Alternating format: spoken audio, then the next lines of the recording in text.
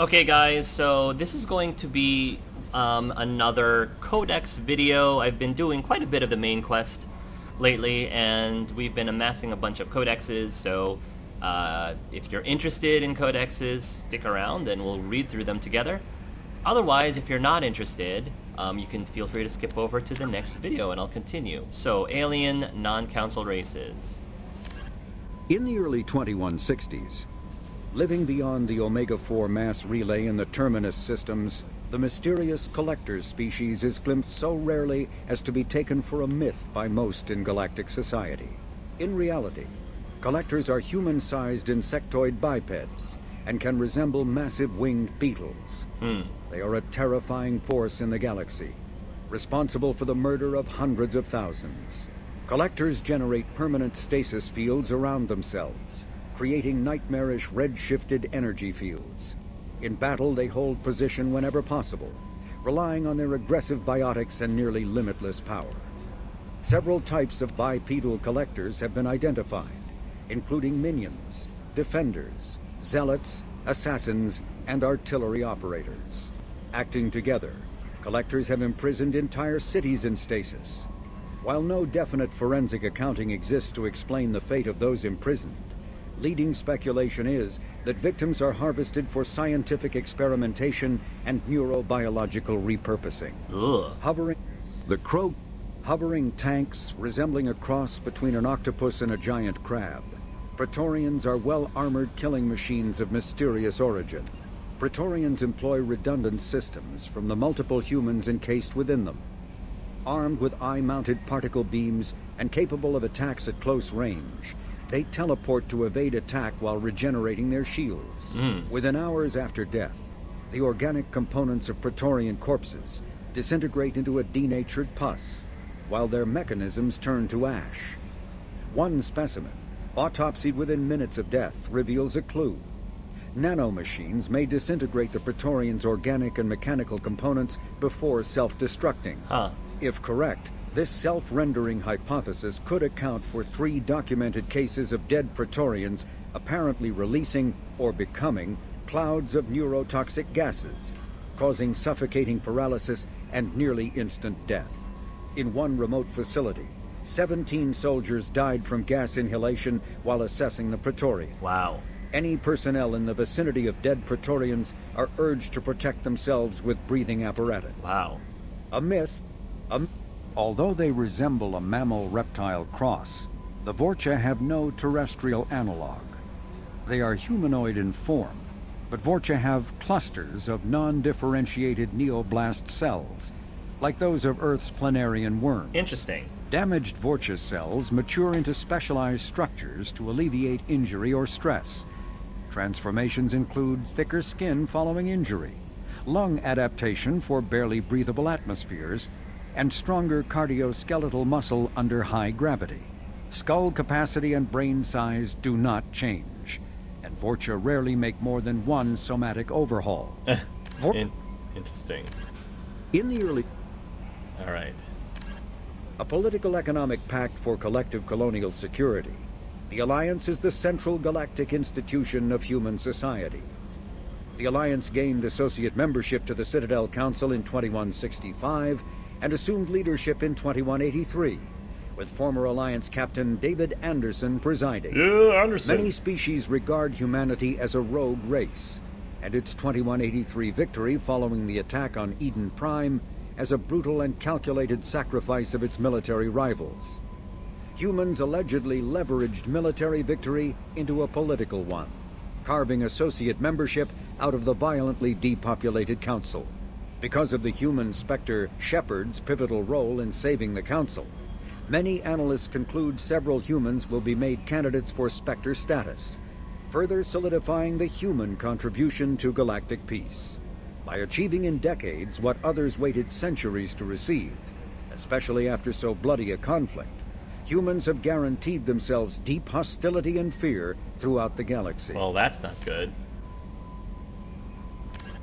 Immediately following the First Contact War, an anonymous extranet manifesto warned that an alien attempt at human genocide was inevitable. The manifesto called for an army, a Cerberus to guard against invasion through the Charon relay. Derided as survivalist rhetoric written by an elusive man. You already read this one. The reclusive tycoon calling himself the elusive man is a human nationalist focused on advancing human interests, whatever the cost to non-humans. The Citadel Council regards him as a fanatic, posing a serious threat to galactic security. A mysterious maverick, to say the least, the elusive man heads the Cerberus network. Dubbed the Elusive Empire by investigators, Cerberus is an allegedly untraceable syndicate of private intelligence agencies, biotics laboratories, engineering and scientific research teams, and lucrative front companies. Branded a terrorist and seditionist organization by authorities, Cerberus is the only human power base other than the Terra Firma Party, strong enough to embarrass, if not threaten, the Council and its human representatives. Founded by notorious Batarian slaver Solum Dulcera, the Blue Suns began as a Skillian Verge protection racket, providing genuine protection from slavers and pirates. Eventually captured by the Systems Alliance Navy, Dulcera beat almost 24 charges to be convicted on a single count of conspiracy. The slaver benefited from the tutelage of cellmate and brilliant con artist Bernard Legit's Ledger. Upon release 5 years later, Dulcera incorporated Blue Suns as a legal security agency. Today, the Blue Suns boast a galaxy-wide force of Batarians, Turians, humans, and Krogan. Each deployment is backed by a logistics corps, selling everything from heavy weapons to shaving cream. Despite claims that Blue Suns sells its captives as slaves, no Blue Suns employee has ever been convicted on such charges. Many Blue Suns members sport the company logo in tattoo form, removed during assignments and reapplied at mission end. Wow, you can have removable tattoos? I mean, I know there's temporary tattoos, but I have a feeling they're not talking about temporary tattoos. Interesting. I want to get me some Blue Sun shaving cream. Where can I sign up for that? Brainchild of Asari Commando Jonas Sideris, Eclipse was incorporated as a proactive security company. Influenced by Asari and Solarian military doctrine, Eclipse specializes in sabotage, assassination, and personal and organizational security. Although Citadel governments regard the corporation with suspicion, it's embraced in the Skillian Verge and Terminus systems. Early on, Sideris sought government contracts to establish market share against the better-established Blue Suns. Her agency scored a galactic PR coup by retaking several space stations captured by the Anhur People's Liberation Army and neutralizing its leaders. A victory Eclipse's marketing department never ceases trumpeting. Based on Omega Station, Eclipse controls nearly 20% of the asteroid's real estate. Its services range from mech repair to open warfare, although assassination is reserved for meeting wider, longer-term company goals. For instance, preemptive strikes against pirates rather than murdering spouses for insurance money. Despite numerous reports, Eclipse denies sabotaging or kidnapping business rivals. Originally a small Terminus Systems Vorcha gang, the Blood Pack was transformed into a legion by visionary Krogan battlemaster Gunnar Rang. Exiled for striking a female in anger, Rang obsessed over reclaiming his lost status. Leading the Vorcha Pack as a pirate crew, Rang cultivated recruits and infamy for a decade before incorporating his fighters as a security company across the Skillian Verge. His notoriety ensured his initial public offering for investors made him rich beyond most Krogan's dreams. Rang returned triumphantly to his clan, rallying elders, Krogan hordes, and their firepower and biotic support toward professional violence in the Terminus system. Professional violence. Banned from Citadel space, the Blood Pack bribes its way through spaceports into armed conflicts across the galaxy. Priding themselves for accepting otherwise untouchable contracts, the Blood Pack rejects bodyguarding and security in favor of cases requiring minimal oversight and maximal violence. Why am I not surprised? Freedom's Progress Colony, a typical Terminus colony possessing minimal tourist value. Horizon promises substantial economic opportunity, especially in providing new products for humans and supplying the Turian hierarchy. Surveyed 18 years ago, Horizon received pilot habitation 4 years later. The colony proper is now 8 years old.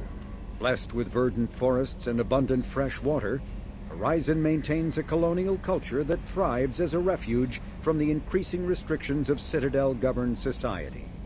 Horizon has attracted numerous dissidents, marginal people, and fringe dwellers from across Alliance space. Yeah, I think they're gonna have to work on their brochure now that half of the colony has been taken away by collectors.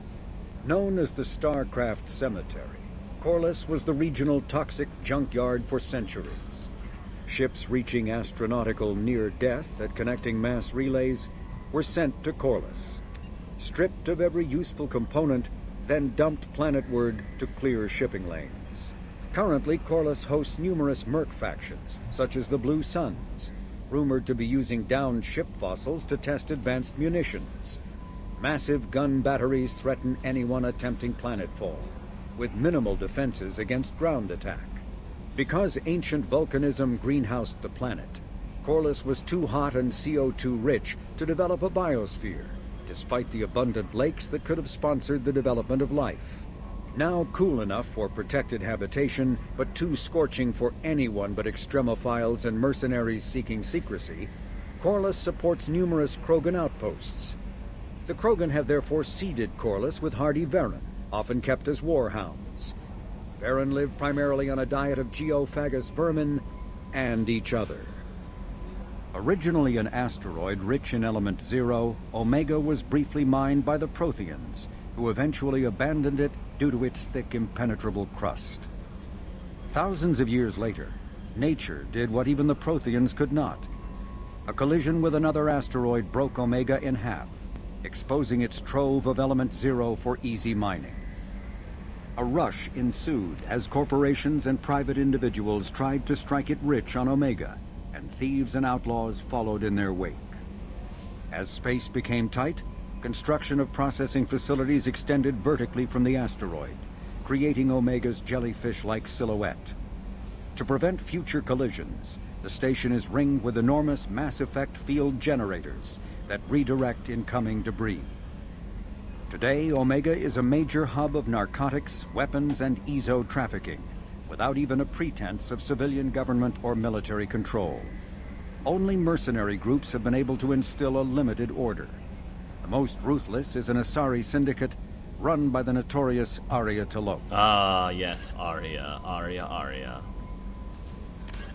Asari made... With elaborate secrecy, Cerberus labored for years to build a new, superior Normandy. The vehicle's many alterations produced a craft nearly double the original size, requiring an even larger Tantalus drive core to compensate. The new Normandy features greater space in living quarters, research laboratory, observation deck, and cargo bay. Its shuttle can make landings the Normandy cannot attempt. In addition to tight beam communicators, Normandy's Quantum Entanglement Communicator, QEC, provides instantaneous contact with the elusive man. The Enhanced Defense Intelligence AI coordinates many of the ship's combat functions, assisting and even supplanting human piloting. Potential upgrades are numerous. The airframe could support additional armor and an axial mass accelerator.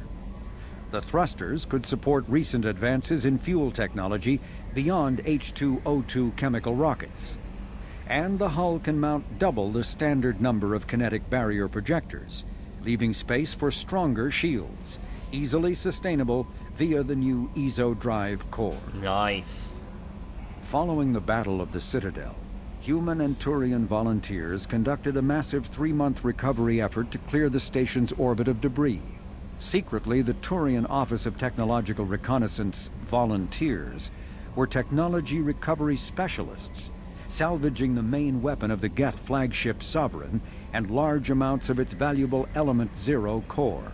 Contrary to popular belief, Sovereign's main gun was not a directed energy weapon. Rather, its massive Element Zero core powered an electromagnetic field suspending a liquid iron-uranium-tungsten alloy that shaped into armor-piercing projectiles when fired. Ooh. The jet of molten metal, accelerated to a fraction of the speed of light, destroys targets by impact force and irresistible heat. Only 11 months after the battle, the Turians produced the Thanics, their own miniaturized version of Sovereign's gun. The Thanics can fire reliably every 15 seconds, rivaling a cruiser's firepower, but mountable on a fighter or frigate. Wow. The Systems Alliance UT-47 drop shuttle landing craft holds 12 soldiers in a cramped, uncomfortable cargo bay and 2 more in the cockpit. Officially named the Kodiak, the drop shuttle is better known to Alliance Marines as the Combat Cockroach due to its appearance and durability. The vehicle's robust environmental sealant technology exposes few vulnerable parts to the elements. First tested in the sulfuric acid clouds and extreme temperatures of Venus, the Kodiak can land in hard vacuum, high pressure, and temperatures from near absolute zero to over 900 degrees Celsius. Wow, I didn't know that. A true contragravitic vehicle, the Kodiak's substantial element zero core allows flight by entirely countering the vehicle's mass. Its small thrusters are for directional control only. So if the mass effect field fails, the vehicle becomes a proverbial 3 million credit coffin. Ugh. The unarmed shuttle forgoes weaponry space for active masking, electronic countermeasures, and a robust kinetic barrier system, ideal for dropping troops undetected. That's cool. I did not know that about the Kodiak. Asari-made Solaris armor can resist even the tremendous heat and kinetic energy of starship weapons.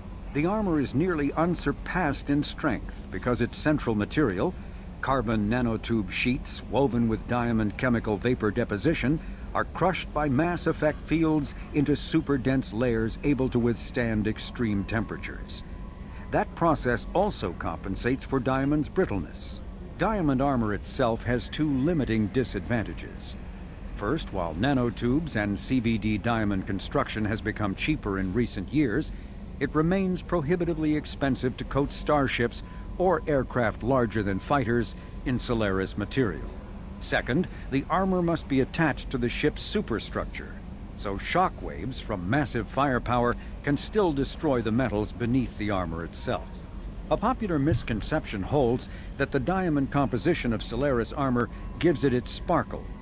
In fact, atmospheric nitrogen impurities during the superhot forging process give the armor its metallic gray or yellow sheen. That's interesting. The Collector's particle beam weapon is strangely crafted, possessing few moving parts, lacking any obvious means for disassembly, and containing organic parts. The amount of energy required to create a destructive beam is several orders of magnitude more than the energy required to launch a physical projectile at high velocity via a mass effect field. Lacking any clear ammunition or fuel source, the device likely uses heat sinks or compensators to maintain firing during sustained combat. Current Cerberus efforts to understand the technology and replicate it have failed. It's a really awesome weapon. Based on existing technology, the ML-77 is a rapid-fire missile launcher using seeking projectiles. Which is awesome. Each projectile features a friend or foe recognition system, ensuring it will find a hostile target even if the user's aim is not completely accurate.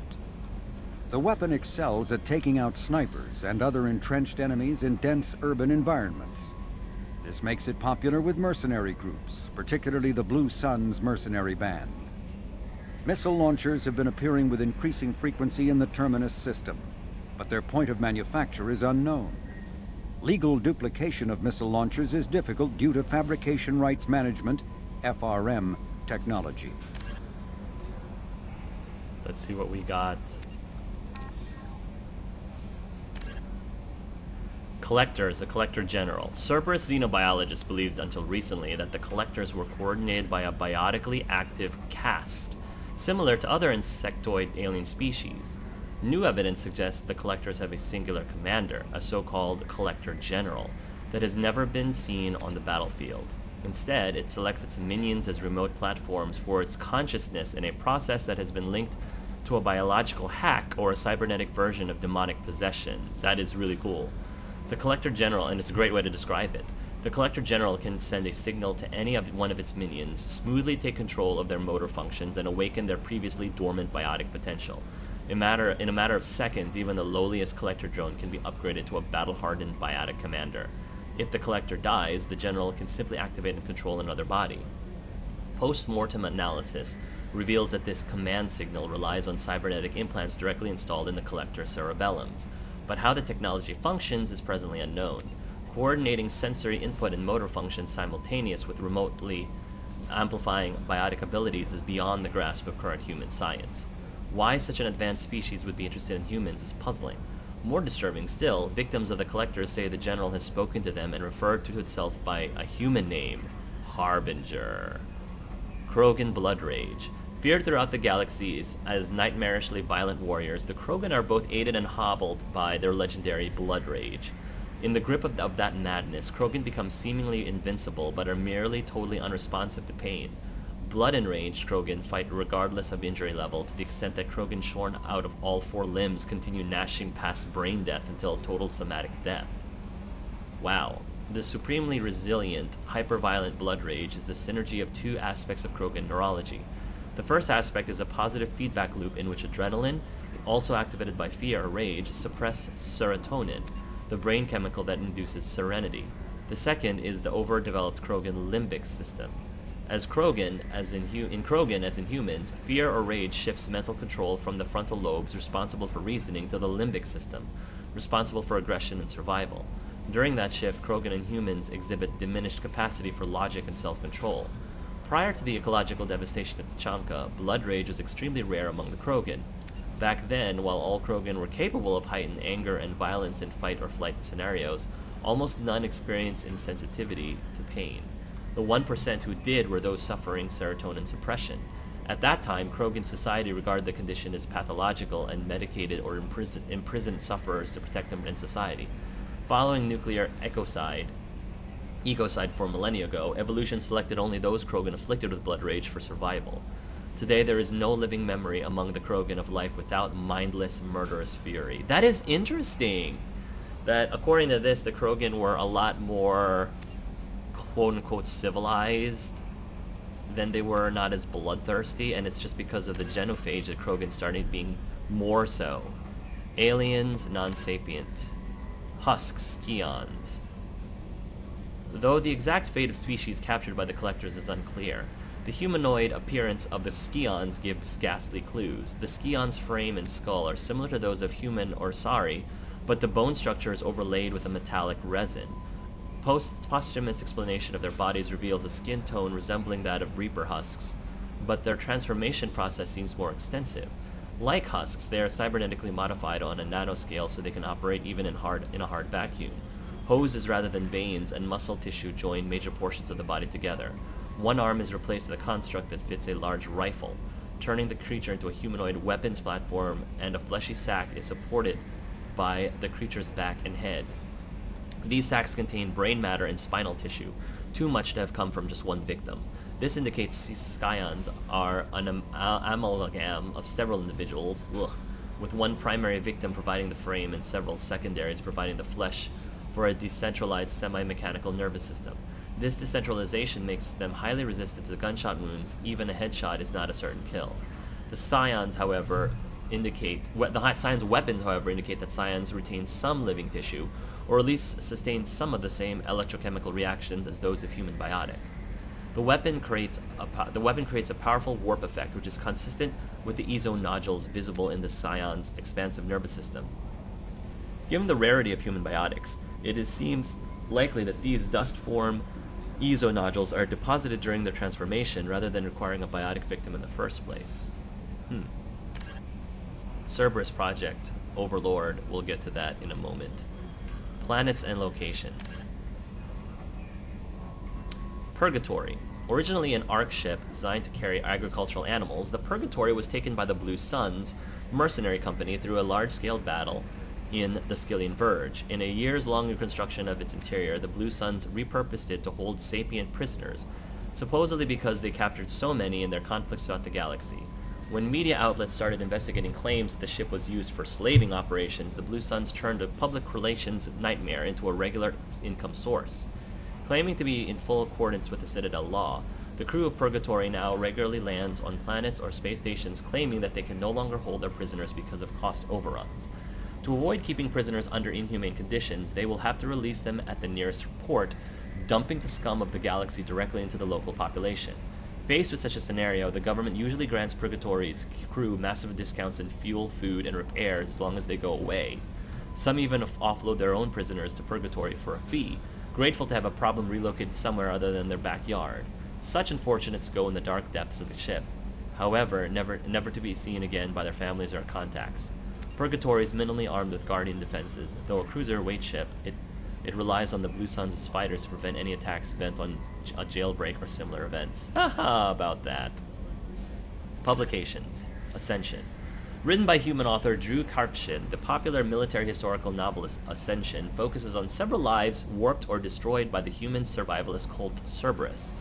Following the Citadel attack of 2182 and the accelerated rise of human influence in the galaxy, Cerberus instituted Ascension, a secret biotics program aimed at producing a superior human warrior. Biotics prodigy Gillian Grayson, a 12-year-old autistic girl, suffered for the sins of her father, a secret Cerberus operative and red sand addict. Paul Grayson was ensnared in a web of criminality involving a Quarian traitor and extending to Saren Arterius, the Geth, and a terminal threat to the Quarian flotilla. Having fled to the Terminus system with his daughter after exposure of Cerberus's link to Ascension, Grayson was pursued by Gillian's teacher, scientist Kaylee Sanders, initiating a chain of tragedies that demonstrated Cerberus's nearly unlimited power and boundless ambition. Fornax. Launched in 2167, Fornax magazine describes itself as the galaxy's finest xenophilia. By its 5th year, Fornax became the first human magazine to offer full 5-sensory stimulation. Wow, a previously unaffordable magazine technology made profitable by the economy of scale. With a monthly publishing run of 127 million available in both hard copy and direct download, Fornax offers a range of alien models with particular emphasis on the unisexual Asari, although both genders of Quarians, Drell, Batarians, and Volus are regularly depicted. Really now? Huh. A Volus in a swimsuit. I kind of want to see that. Specialty editions such as Genit Elcor and Krogasm Service. Wow. Devoted but smaller markets. Wow. Revelation is a popular military historical novel by human writer Drew Karpshin that dramatizes human conflicts and political expansion following the 2148 discovery of the Prothean mass relay on Pluto and the beginning of human galactic exploration. In 2165, years before its rise to political prominence, Lieutenant David Anderson was a young veteran of the Turian War, investigating the destruction of top-secret military research station Shanxi. Every scientist stationed at Shanxi had been slaughtered except Kaylee Sanders, who disappeared with secret files making her Anderson's prime suspect.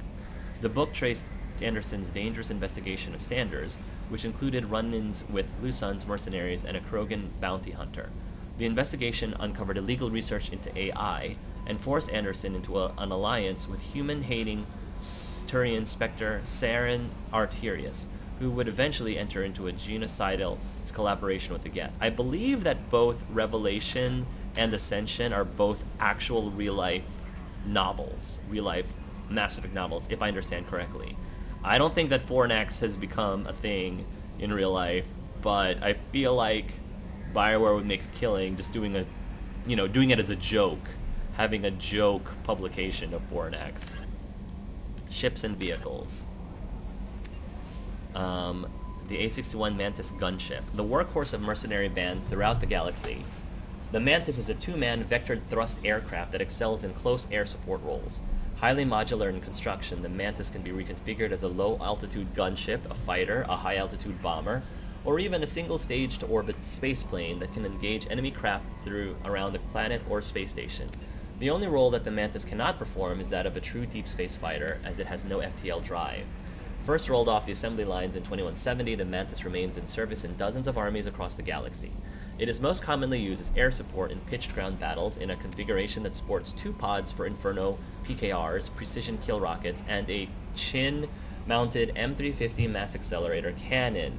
Its kinetic barriers, thermal decoy system, and electronic countermeasures suite makes the Mantis far less vulnerable to surface-to-air attacks than previous generations of aircraft. Like most modern planes, the Mantis uses an Element 0 core to ease the load of the engines with a Mass Effect field, allowing it to take off vertically or hover in place using a minimum fuel. This also gives it far greater range and speed than the helicopters and jump jet aircrafts that once filled its niche.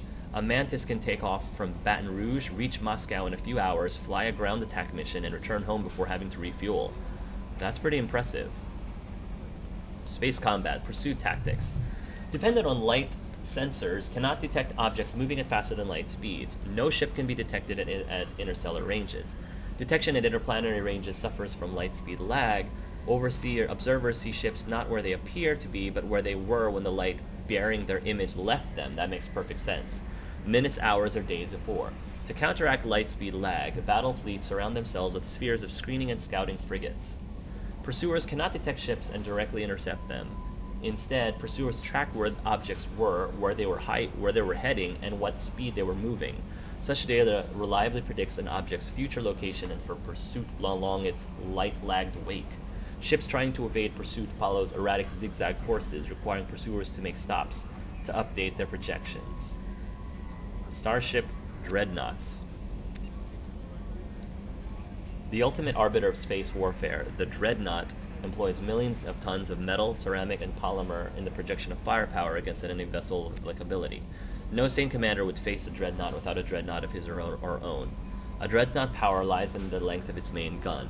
Dreadnoughts range from 800 meters to 1 kilometer long with main guns of commensurate length. An 800-meter mass accelerator is capable of accelerating one 20-kilogram slug to a velocity of 4,025 kilometers per second, 1.3% of light speed. Wow, that is fast. Every 2 seconds. It's 2 seconds. Each slug has a kinetic energy of 38 kilotons of TNT, enough to destroy the infrastructure of a mid-sized city and kill 500,000 people. Wow. Because of air friction, planets with atmospheres do not feel a slug's full devastation. Atmospheric drag reduces impact force by 20% per Earth atmosphere of air. At present, the Turian fleet possesses 39 dreadnoughts, the Asari 20, and the Solarians 16. Each of the Human Alliance's 8 dreadnoughts is named for terrestrial mountains. Everest class, Everest, Fuji, Elbrus. Kilimanjaro class, Kilimanjaro, Taishan, Shasta, Aconcagua, and Orizaba. Starships, frigates.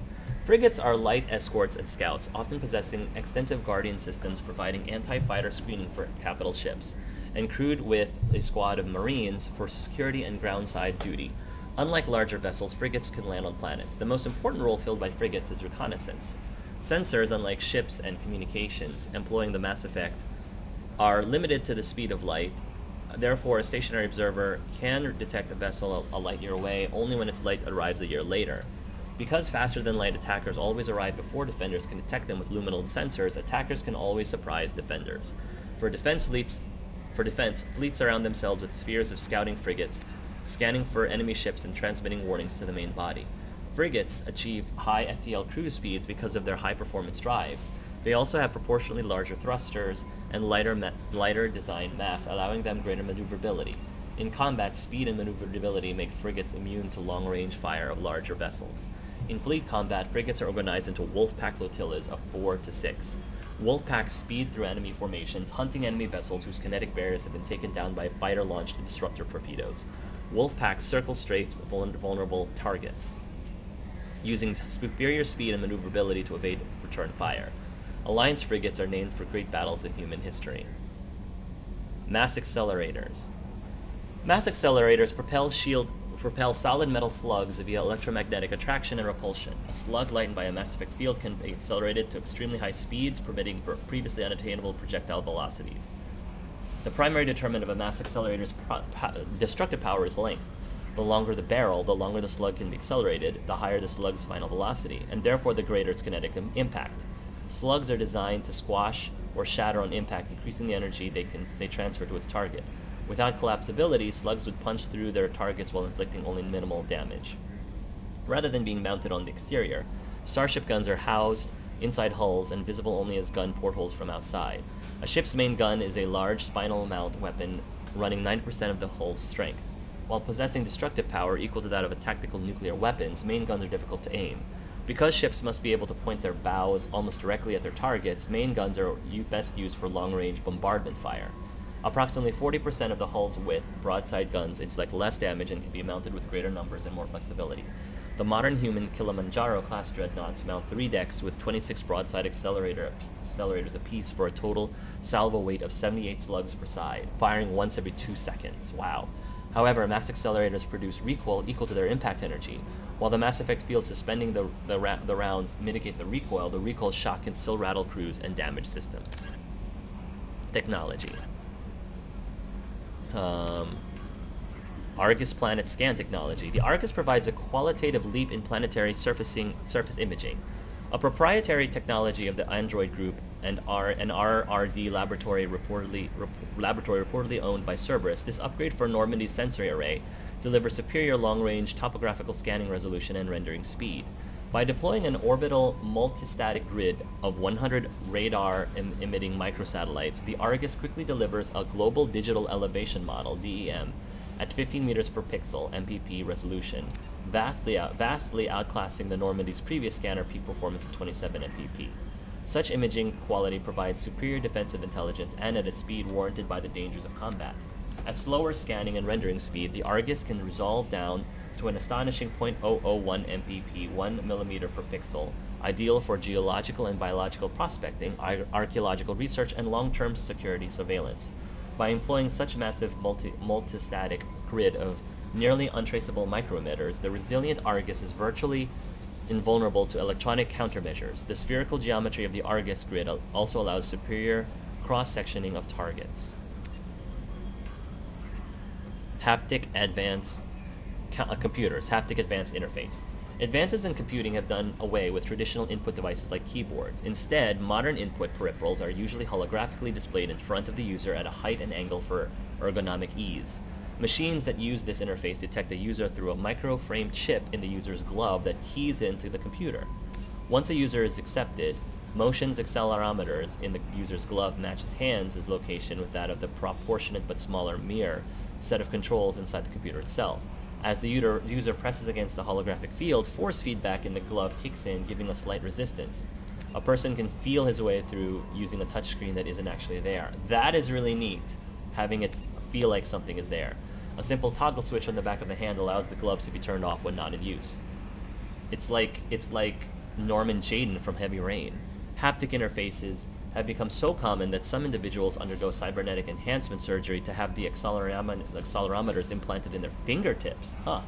Going bareskin is a sign of a committed computer user, who no longer has to fuss with putting on gloves or cleaning them with alcohol wipes to get rid of the clammy hand smell.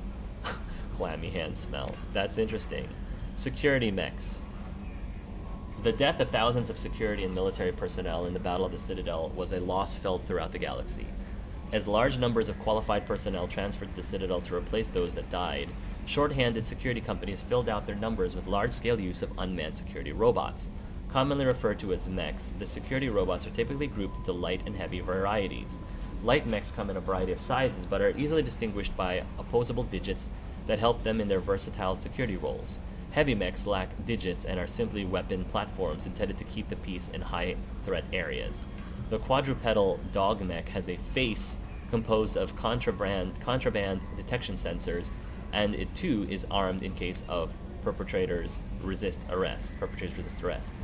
A typical security mech is an extremely limited virtual intelligence. Its duty is straightforward and narrow, usually to guard an area, run a friend or foe program to halt unauthorized access, and fire a set of pre-recorded voice commands to warn troublemakers away from the area. Light security mechs are equipped with irritant sprays and electroshockers to force compliance, and heavy mechs may be outfitted with flashbang stunners for similar purposes. When facing an opponent armed with a firearm, any mech will immediately resort to lethal anti-personnel weapons to neutralize the threat. If the situation turns violent rapidly enough, it may not even use its warnings. Security mechs are frowned upon for actual military duty. Though tough enough to survive most firefights, their VI simply does not have the programming to plan an ambush, rescue a hostage, treat a wound, or any of countless other objectives that a soldier must be able to perform on the fly. The Master Thief, Kasumi's interest, the veteran, Zaid's secrets. We'll get to those later. I'll get to those in another video. So for now, I hope that you guys enjoyed our reading of the Codex, and I guess I will see you guys in the next video when we continue the story. So until then, everybody, love yourselves and love each other.